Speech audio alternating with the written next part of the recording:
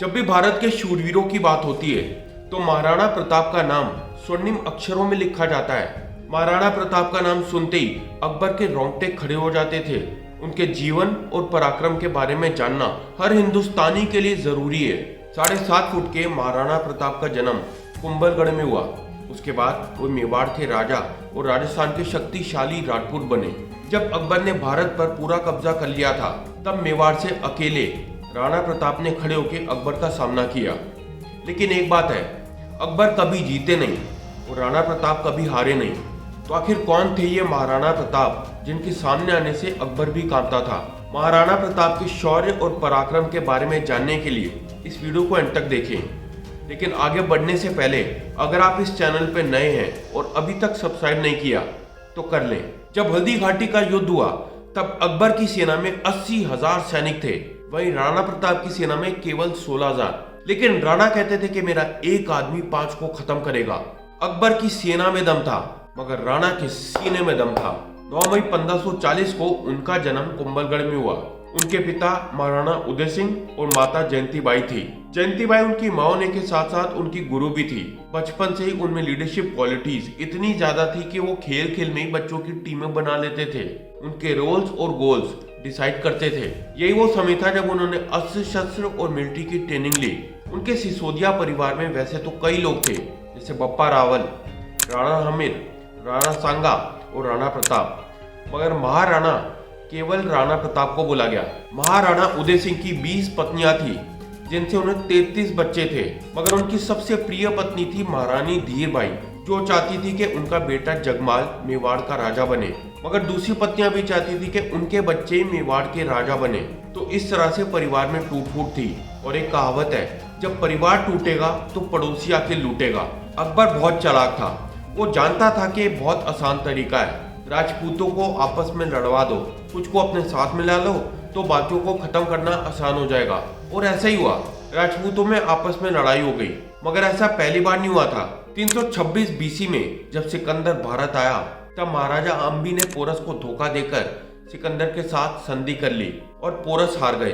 महमूद गौरी भी कभी पृथ्वीराज चौहान को हरा ना पाते, वो तो जयसिंह उनके साथ मिल गया और पृथ्वीराज चौहान हार गए। इसी तरह से ब्रिटिशर्स ने भी ग्वालियर के सिंधिया, इंदौर के होलकर, हैदराबाद के निजाम और पटियाला के राजा को अपने साथ मिला लिया। तो इस तरह से डिवाइड एंड रूल की वजह से हमारा देश भी मार खा गया। मुगल भी कभी महाराणा प्रताप को हरा ना पाते, वो तो सबसे पहले उन्होंने आमेर के राजा को अपने साथ मिलाया, उसके बाद टोडरमल और फिर जयसिंह को भी अपने साथ ले लिया। तो इस तरह से परिवार के लोगों को ही तोड़कर मुगलों ने अपने साथ मिला लिया। महाराणा प्रताप अकेले पड़ गए, मगर उन्होंने भीलों की सेना बनाई, जंगली भीलों को ट्रेन किया, उनकी मदद ली।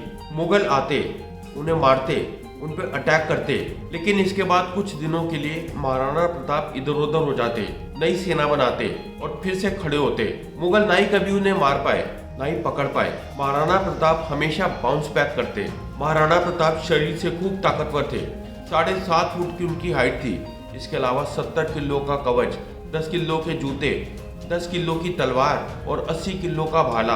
हल्दी घाटी के युद्ध में महाराणा प्रताप ने अकबर के सबसे बड़े सेनापति बेलोर खान को उसके घोड़े समेत अपनी तलवार से 2 हिस्सों में काट डाला था। बार बार लड़ाइयों का कारण था। दरअसल जो मेवाड़ था वो पॉलिटिकली और ज्योग्राफिकली अकबर के लिए दिल्ली से भी ज्यादा महत्वपूर्ण था, क्योंकि उसके लिए व्यापार का रास्ता वहीं से जाता था। अगर वेस्टर्न साइड से कोई भी चीज इंपोर्ट एक्सपोर्ट करनी होती या फिर बाहर से कोई सपोर्ट चाहिए होती तो अकबर को मेवाड़ पार करना पड़ता था।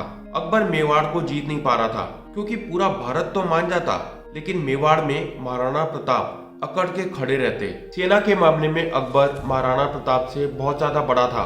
महाराणा प्रताप दूसरे राजाओं की तरह भोग विलास या फिर इंद्र तृप्ति में नहीं थे। उनका कहना था कि मैं अपनी सेना के बीच में रहूंगा।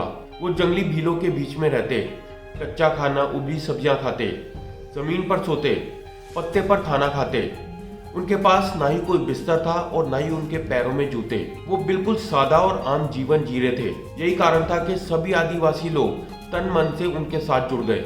उनका कहना था कि अगर आप एक बार कहेंगे तो हम अपनी गर्दन भी आपके लिए कटवा देंगे। अकबर महाराणा प्रताप से घबराते थे।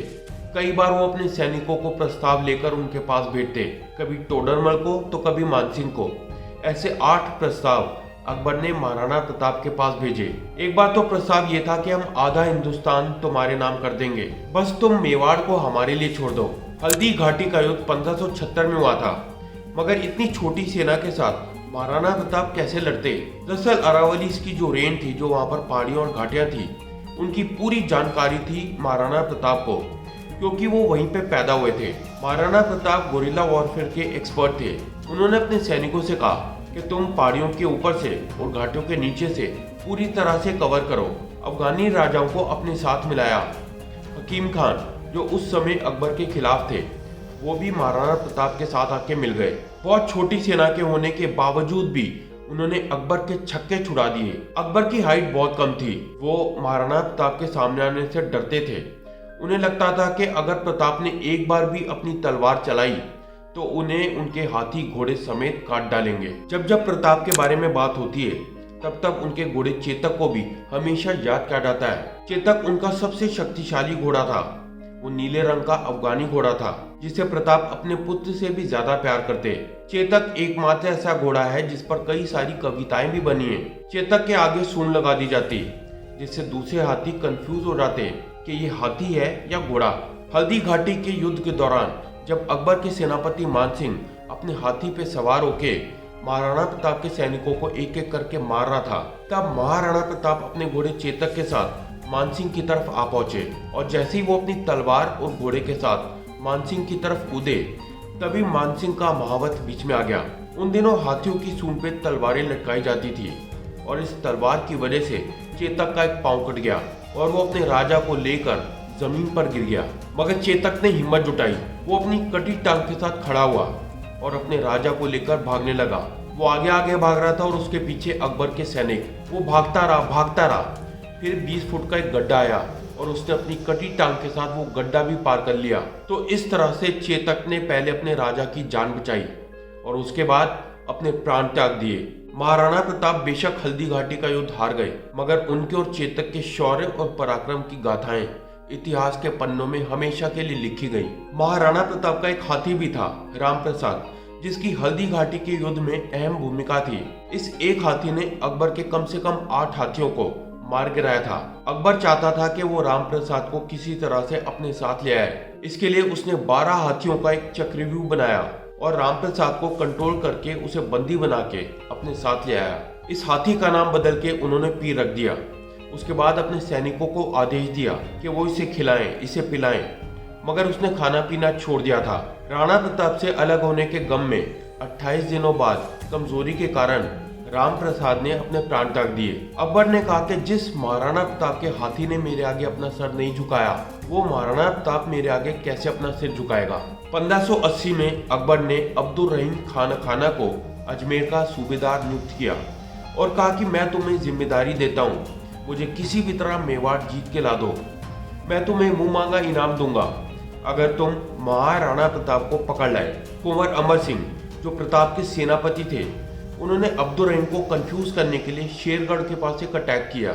जैसे ही अब्दुल रहीम का ध्यान भटका, वो उनके परिवार की बहु बेटियों को अपने साथ ले आए। जैसे ये बात महाराणा प्रताप को पता लगी, वो बहुत शर्मिंदा हुए। वो सियों का सम्मान करते थे। उन्होंने तुरंत आदेश दिया कि सबको सम्मान के साथ वापस छोड़ के आओ, युद्ध रणभूमि में ही करेंगे। हल्दी घाटी के युद्ध के खत्म होने के काफी सालों बाद तक अकबर कोशिशें करता रहा, मगर वो महाराणा प्रताप को कभी भी नहीं हरा पाया। बहुत जल्द उसने ये बात स्वीकार भी कर ली थी कि मेवाड़ को जीतना उसके लिए नामुमकिन है। 1597 में एक बार एक शेर का शिकार करते हुए महाराणा प्रताप बुरी तरह से जख्मी हो गए और 56 साल की उम्र में उनकी मृत्यु हो गई। आज इतने सालों बाद भी युवाओं में जोश भरने के लिए उनकी वीरता और पराक्रम की कहानियां सुनाई जाती हैं। मैं उम्मीद करता हूं कि आपको ये वीडियो इन्फॉर्मेटिव लगी होगी।